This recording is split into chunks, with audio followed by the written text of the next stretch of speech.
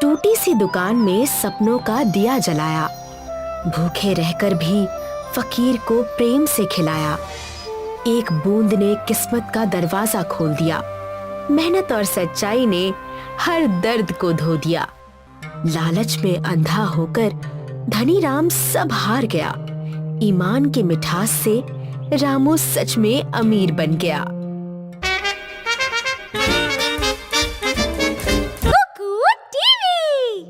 तेज धूप एक धूल भरे शांत गांव पर पड़ रही है। चिड़िया चहचहा रही हैं, लेकिन रामू के छोटे से ठेले के पास माहौल उदास सा लगता है। उसका ठेला पुराने लकड़ी का बना है और ऊपर एक फटी हुई नीली प्लास्टिक की चादर टंगी है। पास ही एक बड़ी सी काली पड़ी लोहे की कढ़ाई ठंडे ईंटों वाले चूल्हे पर रखी है। रामू ठेले के पीछे खड़ा है और आटे के लगभग खाली डिब्बे में झांक रहा है। उसके कपड़ों पर कई जगह पैबंद लगे हैं और उसके चेहरे पर सालों की मेहनत और थकान साफ दिखाई देती है। चुटकी पास ही एक छोटे लकड़ी के स्टूल पर बैठी है और एक कपड़े से पीतल की कुछ प्लेटें साफ कर रही है।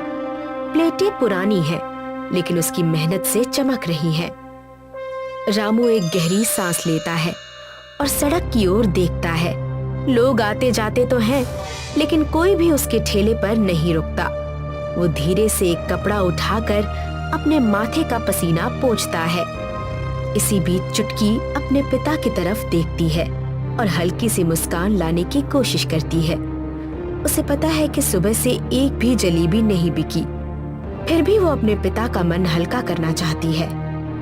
चुटकी बेटा, आज फिर दोपहर होने को आई है, पर एक भी ग्राहक दुकान पर नहीं आया। अगर ऐसा ही रहा तो आज रात भी हमें भूखे पेट ही सोना पड़ेगा। आप हिम्मत मत हारिए पिताजी, भगवान सब देख रहे हैं। आज नहीं तो कल हमारी मेहनत का फल हमें जरूर मिलेगा। देखिएगा, हमारी दुकान फिर से ग्राहकों से भर जाएगी। तेरा विश्वास ही मुझे ताकत देता है बेटी, पर समझ नहीं आता कि आखिर कमी कहाँ रह गई है। मैं पूरी ईमानदारी से जलेबियां बनाता हूँ, फिर भी किस्मत साथ नहीं दे रही। तभी अचानक भारी कदमों की आवाज सुनाई देती है। साथ में लाठी के जमीन पर लगने की ठक ठक भी सुनाई देती है। धनी राम वहाँ आता है। वो एक भारी शरीर वाला आदमी है और गले में सोने की चेन है। वो अपनी मूंछों को घुमाता है और हल्की सी मुस्कान उसके चेहरे पर है। वो रामू के ठेले के पास आता है और अपनी लाठी से मेज पर ठक करता है। आवाज सुनकर रामू तुरंत सीधा खड़ा हो जाता है। वो हल्का सा झुककर उसे नमस्कार करता है, लेकिन उसके चेहरे पर डर साफ दिखता है। क्यों रे रामू, सुना है तेरी कढ़ाई आज फिर ठंडी पड़ी है? जब बिकती ही नहीं है तो दुकान खोलकर बैठता ही क्यों है? मेरा पिछला कर्ज चुकाने का क्या इरादा है? लाला जी, बस कुछ दिनों की मोहलत और दे दीजिए। काम बिल्कुल मंदा चल रहा है। जैसे ही थोड़े पैसे जमा होंगे मैं पाई पाई चुका दूंगा। मोहलत तो कमजोरों को दी जाती है और तू तो अब खत्म हो चुका है। याद रख, अगर अगले हफ्ते तक तूने ब्याज समेत पैसे नहीं दिए तो ये दुकान मेरी हो जाएगी।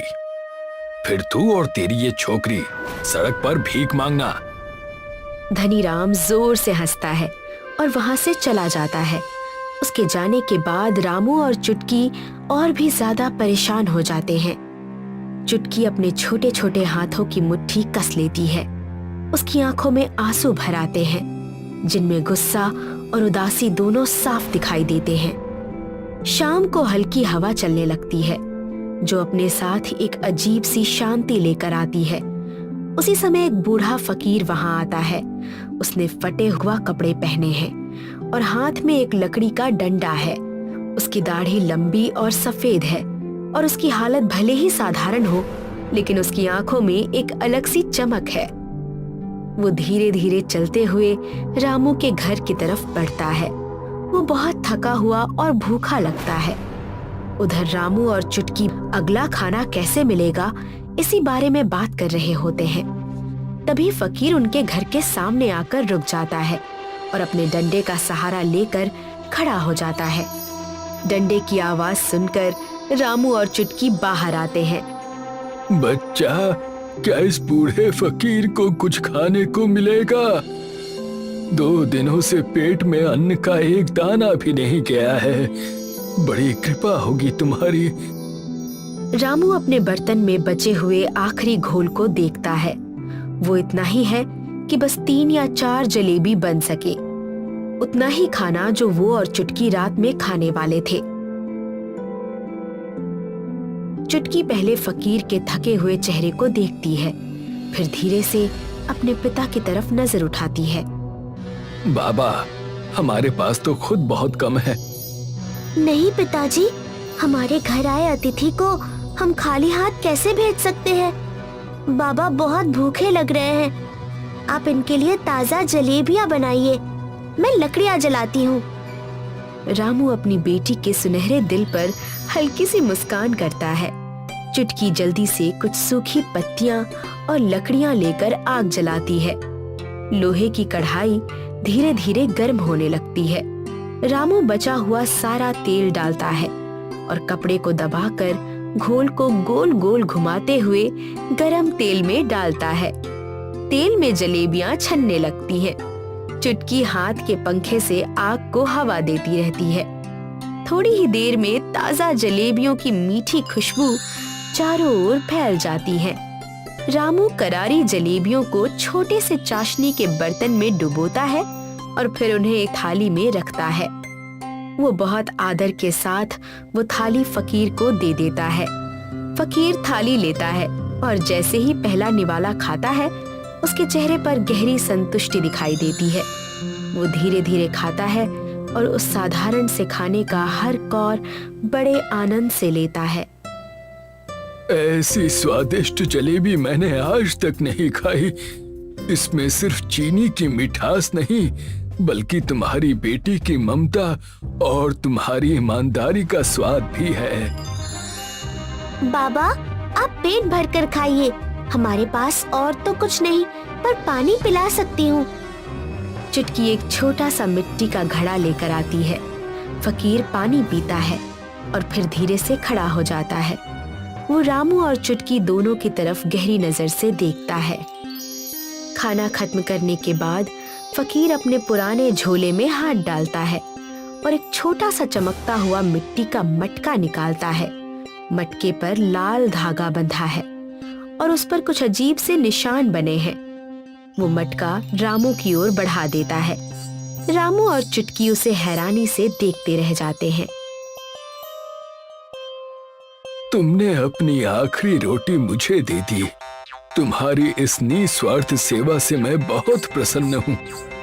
ये कोई साधारण मटका नहीं है, इसमें अमृत घोल है। अमृत घोल? इसका क्या मतलब है बाबा? रोज सुबह अपनी जलेबी के साधारण घोल में इस मटके से सिर्फ 1 बूंद मिला देना। तुम्हारी जलेबियां जो भी खाएगा उसका मन शुद्ध हो जाएगा।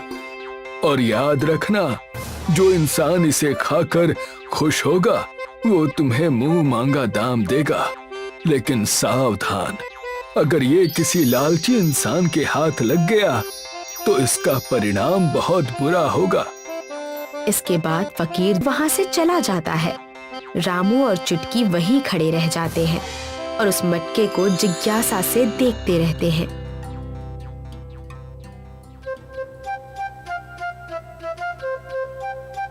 अगले दिन रामू और चुटकी सुबह सुबह ही अपने ठेले पर आ जाते हैं। रामू ने ताजा आटे का घोल तैयार किया होता है। उसकी नजर बार बार उस मटके पर जाती है जो फकीर ने दिया था। वो धीरे धीरे कांपते हाथों से मटके का ढक्कन खोलता है। अंदर एक गाढ़ा सुनहरा तरल होता है जिसकी खुशबू बहुत मीठी और अलग सी लगती है। रामू एक छोटा लकड़ी का चम्मच उठाता है और उस तरल की बस 1 बूंद अपने बड़े बर्तन वाले घोल में डालता है। जैसे ही वो बूंद घोल में मिलती है, पूरा घोल चमकने लगता है और उसका रंग सुंदर केसरिया हो जाता है। पिताजी, देखिए, पूरा घोल चमक रहा है। जल्दी कीजिए, जलेबियां बनाइए। रामू जलेबियां तलना शुरू करता है। जैसे ही घोल गरम तेल में जाता है, इस बार आवाज भी कुछ अलग सी होती है। जलेबियां बिल्कुल गोल बनती हैं और ऐसा लगता है जैसे वे सोने की बनी हो, बहुत तेज चमक रही होती हैं। उसी समय वहां से गुजर रहा एक अमीर आदमी जो अपनी गाड़ी में बैठा होता है, उस मीठी खुशबू को महसूस करता है और तुरंत अपनी गाड़ी रुकवा देता है। वो हैरानी से खींचा चला आता है और रामू के ठेले के पास आकर खड़ा हो जाता है। वाह, क्या खुशबू है, मुझे भी एक पत्तल जलेबी चखनी है। रामू उसे जलेबियां परोसता है। वो आदमी एक निवाला लेता है और तुरंत उसकी आंखें बड़ी हो जाती हैं। उसके चेहरे पर ऐसा भाव आता है जैसे उसने कोई बहुत ही अद्भुत स्वाद चख लिया हो, मानो उसे स्वर्ग जैसा आनंद मिल गया हो। बेमिसाल, ऐसी जलेबी तो राजा के महल में भी नहीं मिलती। ये लो भाई, अपनी मेहनत का फल। वो आदमी बिना कुछ कहे काउंटर पर एक सोने का सिक्का देता है और तुरंत चला जाता है। रामू को उसे बाकी पैसे लौटाने का मौका भी नहीं मिलता। रामू और चुटकी हैरानी से उस सोने के सिक्के को देखते रह जाते हैं। धीरे धीरे उन्हें समझ आने लगता है कि ये कोई साधारण बात नहीं है, इसमें जरूर कोई जादू छुपा है। कुछ दिनों बाद ये बात आग की तरह फैल जाती है। रामू के ठेले के सामने बहुत बड़ी भीड़ इकट्ठा हो जाती है। दूर दूर के गांवों से लोग लाइन लगाकर आते हैं, बस उन जादुई जलेबियों का स्वाद लेने के लिए। रामू लगातार जलेबियां तलने में लगा रहता है और चुटकी लोगों को जलेबियां देती है और पैसे संभालती है। उनका छोटा सा लकड़ी का डिब्बा अब पैसों से भरने लगता है।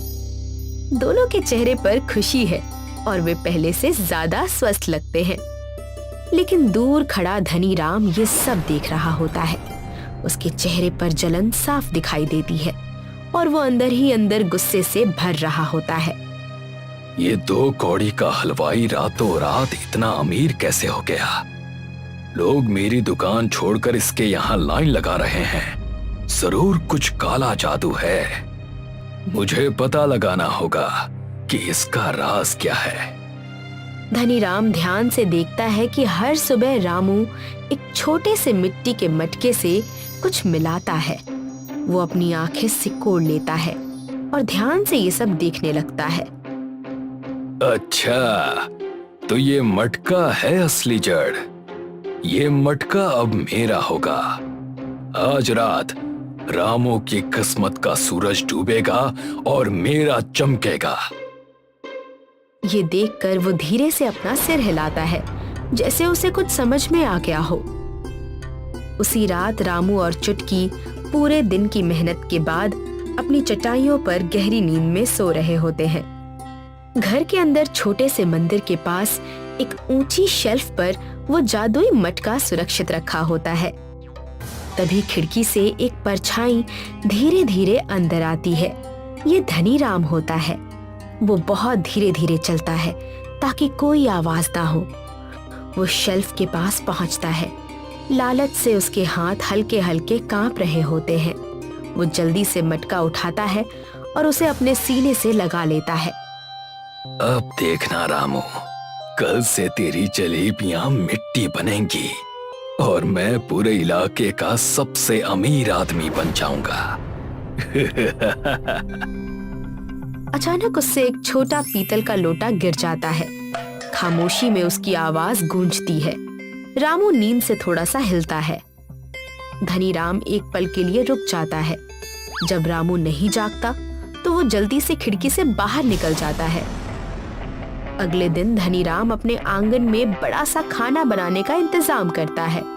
उसने मदद के लिए 2 आदमी रखे हैं, लेकिन जादुई जलेबी वो खुद ही बनाना चाहता है ताकि राज किसी को पता ना चले। उसके पास आटे का एक बड़ा सा घोल तैयार है। वो खुशी से चुराया हुआ मटका बाहर निकालता है। ओए लड़कों, आज ऐसी जलेबी बनेगी कि पूरा शहर यहीं खिंचा चला आएगा। देखो और सीखो। धनी राम मटके का ढक्कन खोलता है। इस बार मीठी खुशबू की जगह एक थोड़ी तेज और अजीब सी गंध आती है। लेकिन लालच में वो इस बात पर ध्यान ही नहीं देता। वो एक बूंद नहीं बल्कि आधा मटका ही अपने घोल में डाल देता है, ये सोचकर कि इससे वो और भी अमीर बन जाएगा। घोल का रंग बदलकर अजीब सा गहरा और गंदला हो जाता है। धनीराम इसे नजरअंदाज कर देता है और जलेबियां तलना शुरू करता है। जलेबियां देखने में ठीक लगती हैं, लेकिन उन पर एक अजीब सी तेल जैसी चमक होती है। जल्दी जाओ और सबको बुला कर लाओ, कहो कि लाला मुफ्त में जलेबियां बांट रहा है। दोनों लड़के वहां से चले जाते हैं। कुछ देर बाद वहां भीड़ जमा हो जाती है, जिसमें सरपंच भी होता है। सब लोग उत्सुक होकर देख रहे होते हैं। धनीराम बड़े दिखावे के साथ सरपंच को पहली प्लेट जलेबी देता है। सरपंच एक बड़ा सा निवाला लेता है। अचानक उसका चेहरा लाल हो जाता है, फिर बैंगनी पड़ने लगता है।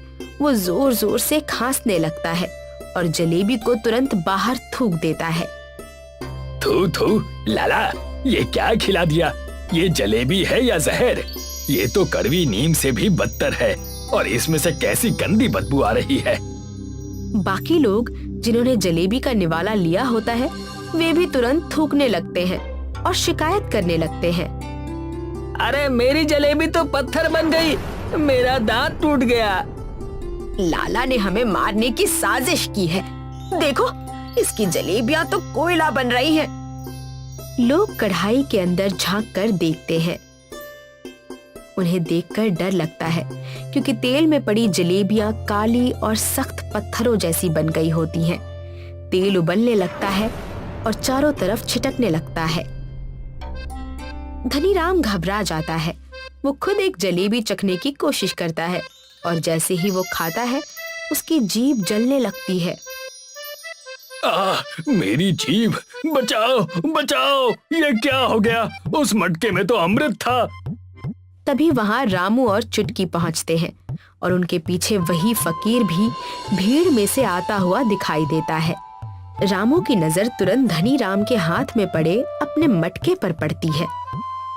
चोरी करना पाप है। आपने मेरा मटका चुराया, पर आप उसका राज नहीं चुरा पाए।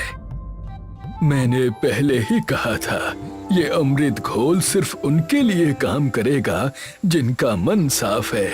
एक लालची और चोर के हाथ लगते ही ये अमृत जहर बन जाता है। धनीराम, तुमने अपनी मर्यादा खो दी है। भीड़ में लोग आपस में बातें करने लगते हैं और धनीराम के खिलाफ आवाज उठने लगती है। सरपंच खड़ा होता है और सख्त नजरों से धनीराम की तरफ देखता है।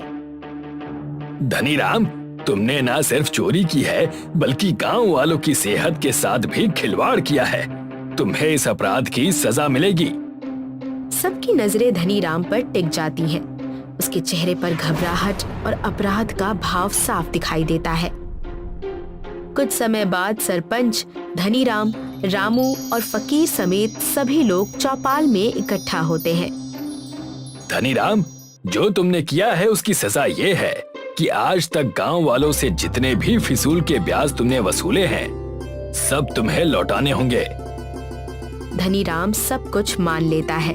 वो चुराया हुआ मटका रामू को वापस दे देता है, लेकिन अब मटका खाली होता है। उसका जादू खत्म हो चुका होता है, क्योंकि उसका गलत इस्तेमाल किया गया होता है। रामू खाली मटके को देखता है, फिर फकीर की तरफ नजर उठाता है। बाबा, माफ कीजिए, मैं इस तोहफे की रक्षा नहीं कर पाया। अब मेरा काम कैसे चलेगा? जादू मटके में नहीं, तुम्हारी मेहनत और नियत में था। तुमने इन दिनों में जो शोहरत कमाई है, वो तुम्हारी असली पूंजी है। लोग अब तुम्हारे पास जादू के लिए नहीं, तुम्हारे हुनर के लिए आएंगे। जाओ और अपनी दुकान फिर से सजाओ। फकीर उन्हें आशीर्वाद देता है और वहां से चला जाता है। रामू अब आत्मविश्वास के साथ खड़ा होता है। उसके चेहरे पर हल्की सी जीत की मुस्कान होती है। कुछ हफ्तों बाद रामू की एक अच्छी रंग बिरंगी पक्की मिठाई की दुकान बन जाती है। उसका नाम होता है चुटकी जादुई जलेबी भंडार। दुकान साफ सुथरी होती है और फूलों से सजी होती है। रामू अब सुनहरी साधारण जलेबियां तल रहा होता है, वे अब चमकती तो नहीं है, लेकिन बहुत स्वादिष्ट दिखती है। चुटकी काउंटर संभाल रही होती है। उसके चेहरे पर बड़ी सी मुस्कान होती है। दुकान के सामने लोगों की लाइन लगी रहती है। अब लोग सोने के लिए नहीं, बल्कि इसीलिए आते हैं क्योंकि रामू सबसे अच्छी जलेबियां बनाता है। रामू भाई, 2 किलो जलेबी पैक कर दो। तुम्हारे जैसा स्वाद और कहीं नहीं मिलता। अभी लीजिए भाई साहब। सच बताऊं रामू, तुम्हारे जैसी जलेबी तो गांव में और कोई नहीं बना सकता। रामू चुटकी की तरफ देखता है और दोनों एक दूसरे को देखकर मुस्कुराते हैं। उनके चेहरे पर सुकून साफ दिखाई देता है। वो अब किसी जादू से अमीर नहीं है, लेकिन खुशी और सम्मान में बहुत धनी है। यही इस कहानी का अंत होता है।